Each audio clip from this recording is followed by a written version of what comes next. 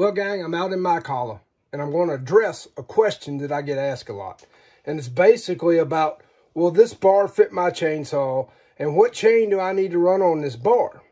Now, the standard bar on most 10 series McCullochs is a 50 gauge 3/8 pitch bar. Now, there's a lot of things that have to match up to make all this work, and I'm going to show you some things here and some bars and try to make it simple.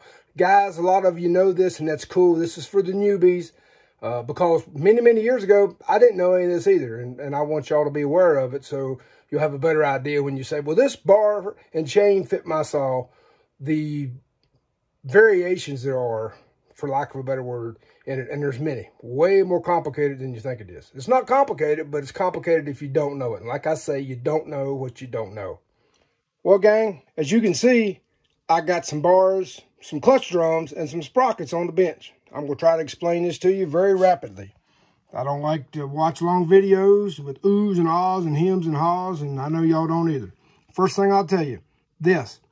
Oregon makes this. It's a handy-dandy little tool. It'll tell you chain pitch, bar gauge, help you figure out a lot of things. They're not expensive. You can find them everywhere. I like them so much I got two. So now, let's start with the basics. This bar here, hard nose. There's no sprocket tip. See, there's nothing there.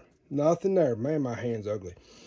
Anyway, all you have to worry about with this bar when you're putting the chain on it is figure out the gauge, and this one's marked 50 gauge. Figure out the number of drive lengths, how long the chain's got to be, and figure out what sprocket you are running on your clutch drum. And they're marked. So sprockets are marked. Like this sprocket, you can see right there it says, let me zoom in a little bit. It says, let me zoom in some more. 325, 8. 325 is the pitch. This is a 325 sprocket. 8 is the number of teeth that engage. Little note, the higher the teeth count, 8's going to be faster than a 7 and blah, blah, blah. This is a small spline clutch sprocket. 325 and some 3/8 sprockets will fit this. This is a large spline clutch sprocket. And you can see it's got a 404 pitch sprocket on the setting on the splines of the clutch drum, and it's 7 tooth. This is a standard sprocket. Most saws have 10 series saws. McCulloch have a standard, they call it large tooth sprocket. Small tooth, you have to have it to run 3/8, and most 3/8 low profile. I'll get in that in a minute. And large spline, different. You can't put this sprocket, it won't fit, because it's small spline sprocket to run a 325 pitch chain. You can't put it on a large spline, and you can't put a large spline on a small spline. So now, let's get to the basics. Hard tip bar, all we got to do is worry about the sprocket pitch. We get the right length chain for the bar that matches the sprocket, 3/8, 404, 325, whatever, and we're golden. It'll run on this bar. So now we get to the next one. Now, I've done some cheating here because I know what this is. This is a 20-inch 325 bar. Now, here's the deal. You cannot run a 3/8 chain on this bar. See, it's marked 325. That is the pitch of the sprocket. That is where the chain, the drive links engage there, and that rotates as the chain moves.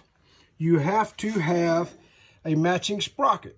So the chain drive links, if it's 325 chain, it'll match here, and it'll match the tip here. You cannot intermix those. If you put a 3/8 sprocket on this bar and a 325 chain on it, it will not work.